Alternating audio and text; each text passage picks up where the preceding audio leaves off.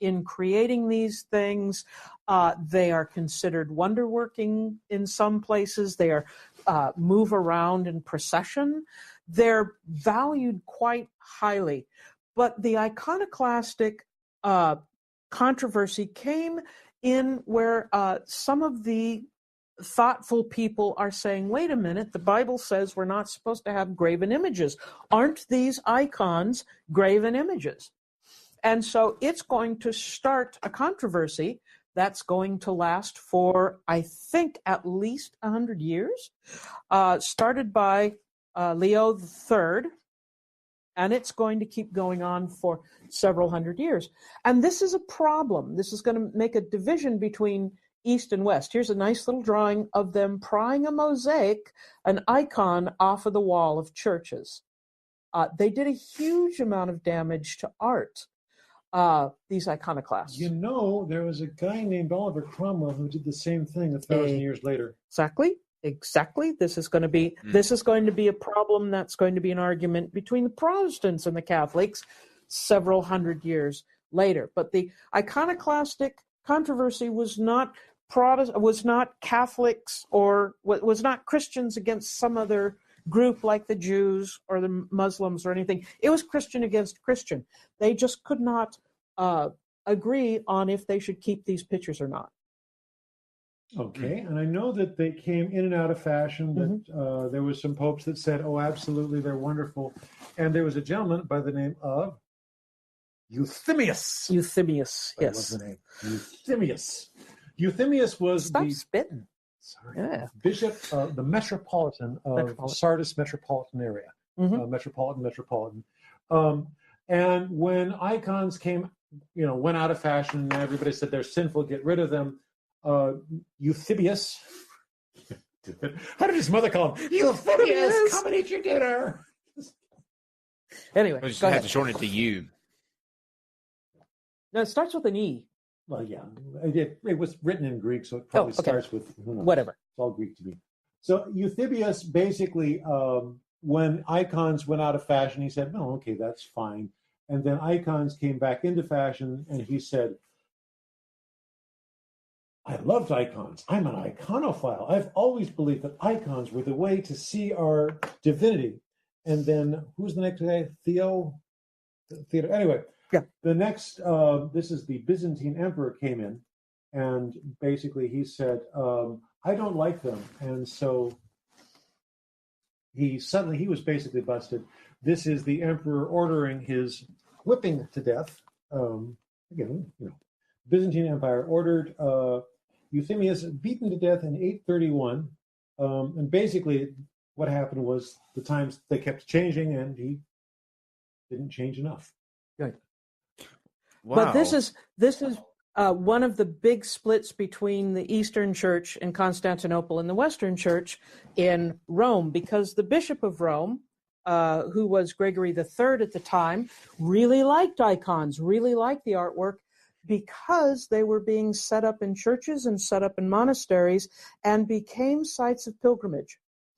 And so people would come to see them, and then they'd need a place to stay, and then they leave money for the perpetuation of the church or the monastery that they were visiting. All of the money. Yeah. So Can I ask you about, the Bishop of Rome is going to say, we want to keep these. What was that?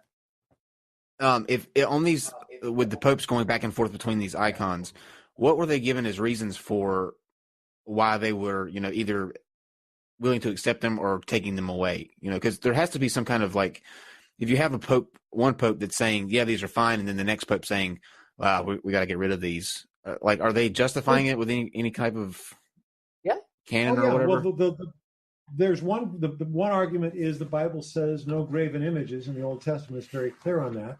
And another group says this is a sign of divinity. This is part of your relationship with God. This is there, and as we were saying, there's money involved. Yes. And honestly, you get the diehard Puritan says let's clean it up. We're going to follow the rule of the letter. Another group says. But eventually, the whole argument is going to come down. It's going to be finally settled with the idea of we aren't worshiping the image. These images are an aid to worship.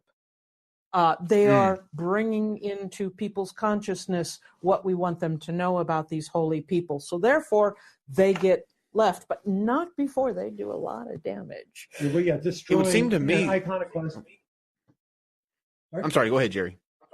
No, just iconoclast is a term we still use today for somebody who likes to overthrow the order of things and upset the apple cart. And they did a lot of damage to beautiful art. And of course, you have some of this in the Muslim world. You have those statues in Afghanistan that were blown up, essentially for the same reason, the same biblical text. Well, of course, Muhammad was far more strict about no graven images, and that basically meant no images of humans. So when you see Islamic art develop, you do not see the emphasis on the human body. What you see is emphasis on calligraphy.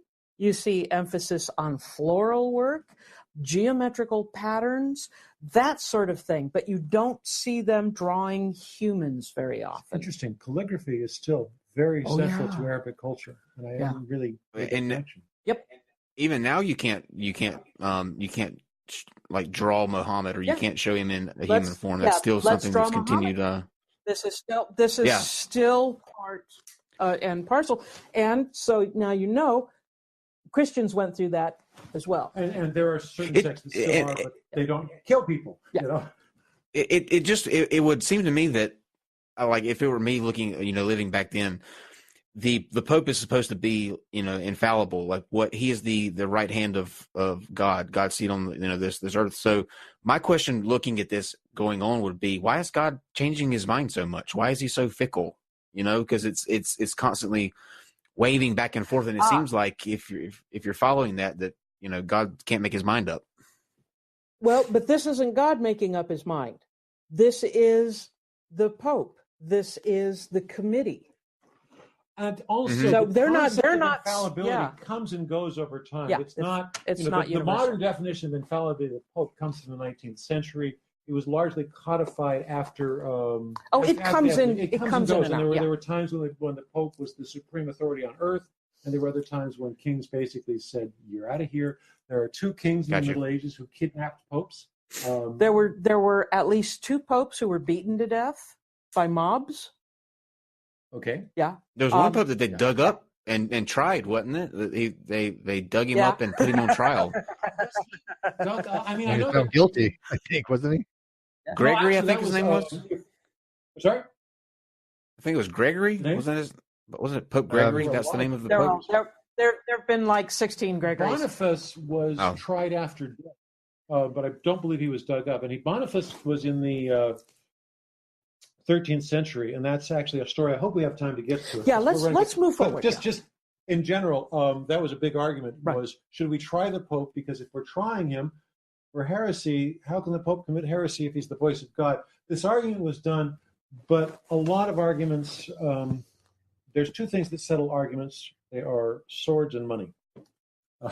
It's the golden rule. Who has the gold makes the rules. Who you don't like this, we're going to kill you. Suddenly, keep thinking. But never forget, the Pope throughout most of the Middle Ages had no army. He was always dependent upon kings or princes or whoever had a big enough army to protect him, to defend him. And so this is going to make the Pope in some ways very weak, but in other ways, he's got something called soft power. There are two powers that he has principally. Right, because he has the power of salvation over everybody.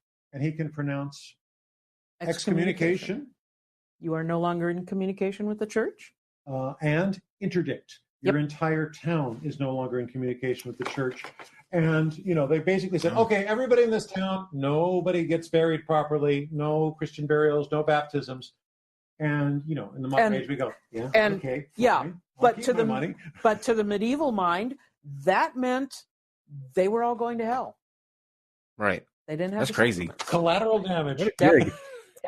So that's soft power, and some popes used it very effectively, and other ones abused it. Under what circumstances would they condemn a whole town? Just real quick, under what circumstances would they do that to an entire city or town where they would condemn the entire group of them. Harboring a what's wrong? Harboring a known heretic. Harboring a heretic, so the heretic goes there, continues to preach in the region. They want them out. Not sending the money. The Albigensians, I believe, were placed under. Actually, they weren't. They didn't follow. But Jan Hus, when Jan Hus was, the entire town was placed under interdict because they wouldn't surrender Jan Hus to the Pope. He was a local priest, bishop, heretical leader. But I wanted to move on and talk about, by the 11th century, you're starting to see the real development of the priestly class, the real development of wealth, power, ostentation. The development of feudalism. By the 11th century, they've probably got agriculture under control. They've got the three crop rotation system going. The agricultural revolution is in full swing, so that people are able to feed themselves. So now we're stepping up the Maslow ladder, as it were, and worrying about bigger and more important things in the 11th century. But this is also the time that you have the East-West schism, which means that you finally have a break between Rome and Constantinople. There's now the Bishop of Rome is now the Pope, and the leadership in Constantinople is there, and they're the Greek Orthodox Church. But what is happening at this time is that you've got the growth of the Muslim populations. You've got the Muslim dynasties. The Umayyads are going all the way across North Africa and up into Spain, and the Abbasids have moved through Syria and down into, well, it used to be Babylon. They changed the name to Baghdad. And so people are able to compare these two groups, and especially compare them in terms of who charged fewer taxes. And the Byzantine Empire was really, really bad at charging huge taxes, but not giving people anything for it. But the other people were choosing the Muslim population. And so you're seeing, rather than Christians are trying to hash everything out, they're now saying, this is the way it is. You cannot argue against it. And so we have the birth of Cathars? Feudalism. I was going to start actually with... Okay. Have either of you guys familiar with the musical The Book of Mormon? Yeah, absolutely. Okay. Here's what was to me an utter shocker. This is a statue. Yeah, I don't have it. Of the prophet Arnold. He was a real guy. This is Arnold of Brescia, and his followers were called Arnoldists. And Arnold lived in Rome in early 12th century. And he basically said, priests are supposed to be poor.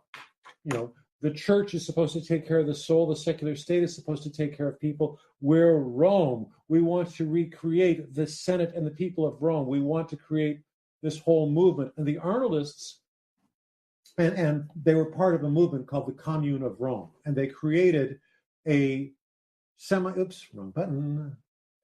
Oh, there we are. We're back. A semi-democratic state in Rome, and they basically said all of the priests have got to give up their worldly possessions, live lives of simple poverty.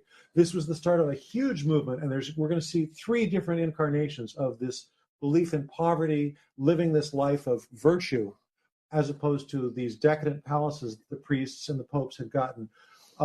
They were summoned by the Pope, and he refused to go, and of course, well, what are you going to do? This is the end of Arnold. Yep. Anyway, Arnold stuck around. Yeah, he was took up smoking. Nice. I Well figured played. you guys are cool. Blasphemy, okay? That's why we're here.